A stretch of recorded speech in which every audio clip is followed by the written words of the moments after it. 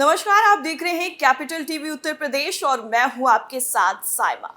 सरकार स्कॉलरशिप लाती है बच्चों के भविष्य को बेहतर बनाने के लिए, लेकिन कुछ लोगों की घटिया नीयत की वजह से सरकार की योजनाएं मिट्टी में मिल जाती हैं। इसी तरह का एक मामला उत्तर प्रदेश से इसी साल सामने आया था, जिसने हर किसी को हैरान और परेशान कर दिया। कुछ लालची अधिकारियों की वजह से हजारों बच्चों का भविष्य कैसे अंधेरे में चला जाता है, वो आप इस घोटाले से समझ पाएंगे। लेकिन कहते हैं ना कि कानून के हाथ बहुत लंबे होते हैं, अपराधियों के गिरेबान तक एक ना एक दिन पहुंच ही जाते हैं। यूपी में बच्चों के भविष्य से खिलवाड़ करने वाले अपराधियों पर कानून का चाबुक चला है।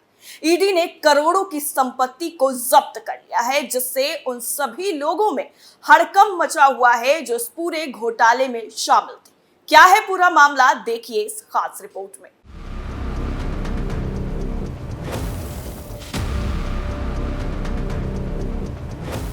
उत्तर प्रदेश में सरकारी योजना में घोटाला करने के मामले में प्रवर्तन निदेशालय यानी ईडी ने बड़ी कार्रवाई करते हुए करोड़ों की संपत्ति को जब्त कर लिया है। केंद्रीय जांच एजेंसी ने बड़ी कार्रवाई को अंजाम देते हुए यूपी में करीब 100 करोड़ रुपए के कथित तौर पर हुए पोस्ट मैट्रिक छात्रवृत्ति घोटाला मामले में करोड़ रुपए की 7 प्रॉपर्टीज को जब्त करने की बड़ी कार्रवाई की। उत्तर प्रदेश के कुछ शैक्षणिक संस्थानों की तरफ से आर्थिक रूप से कमजोर अल्पसंख्यक वर्ग और दिव्यांग छात्रों के लिए छात्रवृत्ति निधि के कथित गबन से जुड़े मामले में 2 करोड़ 84 लाख रुपए के प्लॉट, एक फ्लैट और बैंक जमा को कुर्क किया गया। धन शोधन रोकथाम कानून यानी पीएमएलए के तहत कुर्की का अस्थायी आदेश जारी किया गया। इसके बाद सैयद इशरत हुसैन जाफरी के नाम पर पंजीकृत 76,83,000 रुपए के 7 प्लॉट, उनकी पत्नी रचना जाफरी के नाम पर पंजीकृत 52 लाख रुपए की कीमत का एक फ्लैट, प्रवीण सिंह चौहान के नाम पर पंजीकृत 76,55,000 करोड़ रुपए की कीमत के 2 प्लॉट और उनकी पत्नी हेमा सिंह के नाम पर पंजीकृत 24 करोड़ रुपए का एक प्लॉट शामिल है। एजेंसी ने रवि प्रकाश गुप्ता की तरफ से खरीदे गए Ram and Shyam educational society के नाम पर पंजीकृत 35,50,000 रुपए की कीमत का एक प्लॉट और विक्रम नाग के बैंक खाते में जमा 19,69,000 रुपए को भी कुर्क करने का आदेश दिया है। ईडी ने एक बयान में बताया कि इन संपत्तियों की कुल कीमत 2 करोड़ 84 लाख रुपए है। इससे पहले इस मामले में एजेंसी ने 3 करोड़ 24 लाख रुपए की संपत्ति कुर्क की थी और 4 लोगों को गिरफ्तार किया था और आरोप पत्र भी दाखिल किया था। ईडी ने एक बयान में कहा कि उत्तर प्रदेश पुलिस की एक प्राथमिकी के आधार पर धन शोधन का मामला दर्ज किया गया। एजेंसी ने आरोप लगाया कि हाइजिया ग्रुप ऑफ इंस्टीट्यूट और एसएस ग्रुप ऑफ इंस्टीट्यूट के प्रबंधकों और न्यासिकों ने अपने संस्थानों में फर्जी छात्रों के दाखिले किए और सरकारी पोर्टल पर उनके नाम पर छात्रवृत्ति के लिए आवेदन किया।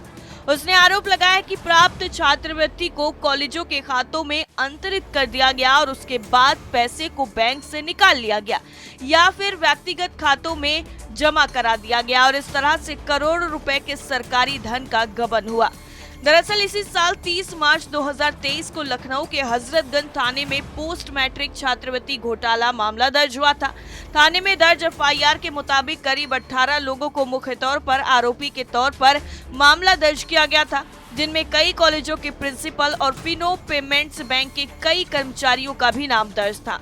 इस मामले के बारे में कहा जाता है कि जांच एजेंसी ईडी की तरफ से एक तफ्तीश के दौरान कई जानकारियां हाथ लगी थीं। उसके बाद कई महत्वपूर्ण इनपुट्स और सबूतों को हजरतगंज थाने की पुलिस के साथ शेयर किया गया था। इसके बाद इस मामले को उस थाने में दर्ज किया गया।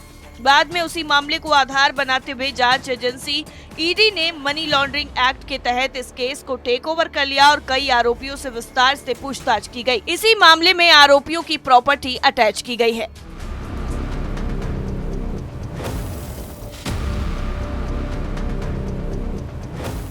इस मामले की अगर बात करें तो राज्य सरकार और केंद्र सरकार की डबल इंजन सरकार की तरफ से एक बहुत ही शानदार योजना की शुरुआत की गई थी, लेकिन कुछ लोगों की आपसी मिलीभगत और भ्रष्टाचार की वजह से इसे अंजाम दिया गया था। इस योजना का लाभ पोस्ट मैट्रिक परीक्षा देने वालों के लिए एक छात्रवृत्ति देने का मतलब उसे आर्थिक तौर पर मजबूत करने का था, लेकिन कुछ सरकारी अधिकारियों और कर्मचारियों के आपसी मिलीभगत से स्कॉलरशिप के करोड़ों रुपए का आपस में बंदर बांट करके घोटाले को अंजाम दिया गया था, जिसका हिसाब केंद्रीय जांच एजेंसी यानी ईडी कर रही है। इस रिपोर्ट में फिलहाल इतना ही। बाकी खबरों के लिए आप देखते रहिए कैपिटल टीवी उत्तर प्रदेश। नमस्कार।